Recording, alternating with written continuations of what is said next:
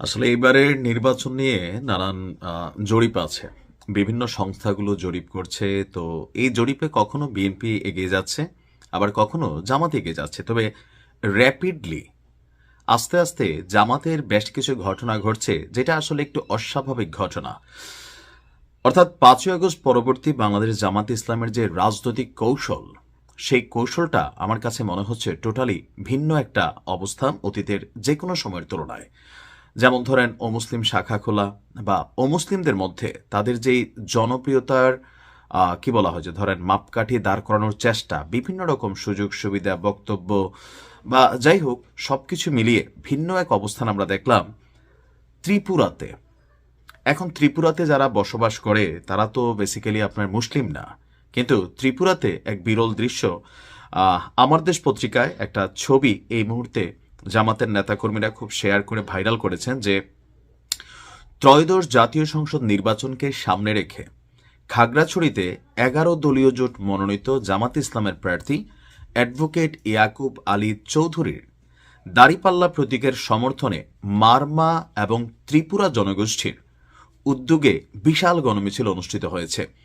এখন ত্রিপুরা এবং মারমা যারা, তারা কিন্তু ধর্মীয় ভিত্তিতে তারা মুসলিম না, যদিও এখানে বিএনপিরও একটা শক্ত ঘাঁটি আছে, কিন্তু মানে এরকম প্রচার প্রচারণা বা গণমাধ্যমে ফোকাস হওয়ার মতন জামাত ইসলামের ছবিটা এই মুহূর্তে ভাইরাল।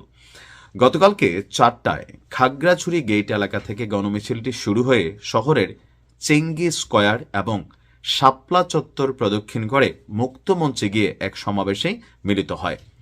ত্রিপুরা ঐক্য ফেডারেশনের আহ্বায়ক চন্দ্রীনাথ ত্রিপুরার সভাপতিত্বে সেখানে আপনার বক্তব্য রাখেন জামাত ইসলামের যিনি প্রার্থী আছেন তিনি। আর বিশেষ অতিথি হিসাবে বক্তব্য দেন তাও মারমা ঐক্য ফেডারেশনের আহ্বায়ক লিসি ত্রিপুরা, জেলা জামাতের আমির সহ আরো বিভিন্নরা।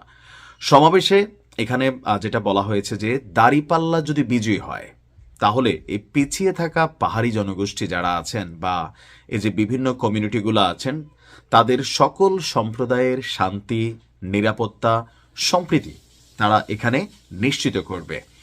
এমনকি বক্তাদের অভিযোগ, ওই যে রাজনৈতিক বক্তব্য যে 54 বছর আওয়ামী লীগ বিএনপি জাতীয় পার্টি ক্ষমতায় থাকার পরেও পাহাড়ে আসলে শান্তি ফিরে আসেনি। সো এই শান্তির দায়িত্বটা জামাত ইসলাম নিতে চায়। যারা এখানে খেটে খাওয়া পাহাড়ি জনগোষ্ঠী আছে তাদের কল্যাণে, বিশেষ করে আপনার আমার কাছে মনে হয় ওইখানে পানির যে সমস্যা, শিক্ষার সমস্যা, পাহাড়ি যে বিভিন্ন সন্ত্রাসী গোষ্ঠী আছে যে সামান্য কিছুতে পাহাড়ি সমতলের মধ্যে ঝগড়া টগড়া লাগাই দেয়। তো জামাত ইসলামের নেতারা বলছেন যে তারা যদি ক্ষমতায় যায়, দাঁড়িপাল্লায় ক্ষমতায় যায়, তাহলে পাহাড়কে শান্ত করা হবে।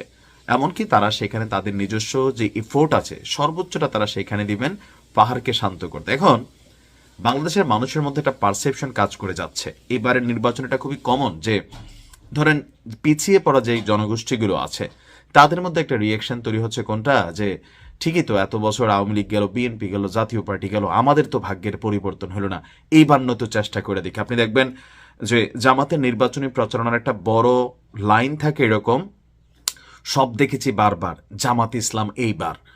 তো মানুষের মধ্যে হচ্ছে কি যে জামাত যেহেতু এককভাবে কখনো ক্ষমতায় আসে নাই, তো সেই জায়গা থেকে একটা পারসেপশন কিন্তু ভোটের মাঠে কাজ করে যাচ্ছে। আর বিশেষ করে আমার কাছে মনে হয় সাদিক কায়েমের যে এলাকা, এই পাহাড়ি এলাকার সন্তানই কিন্তু সাদিক কায়েম থেকে শুরু করে ছাত্র শিবিরের ডাকসুতে বড় বড় পদ পাওয়া অনেক পোলাপাইন এই পাহাড়ি গোষ্ঠী থেকে কিন্তু উঠে আসছে, এবং এদের ট্রেনিং, এদের লাইফস্টাইল ওইখান থেকে এদেরকে গড়ে তুলে আনা হয়েছে। সো দৃশ্য তো আপনার কাছে মনে হবে যে পাহাড়ে কিভাবে জামাতের এই বিশাল সাপোর্টিং তৈরি হচ্ছে, বাট ব্যাকগ্রাউন্ডে তারা কি বলা যায় গ্রাস ওয়ার্ক কিন্তু তাদের আছে। এখন দেখা যাক কি হয়। আসলে যত বড় সমর্থন তত বড় যে ভোট তাও না, কারণ বাংলাদেশে যেটা হয় নির্বাচনের আগের দিন বিরিয়ানি টিরিয়ানি খায় হাজার হাজার মানুষ, ভোট পরে পরের দিন 200, এরকমও কিন্তু বাংলাদেশে ঘটে। এখন সময় বলে দেবে কি হতে যাচ্ছে। আসসালামু আলাইকুম।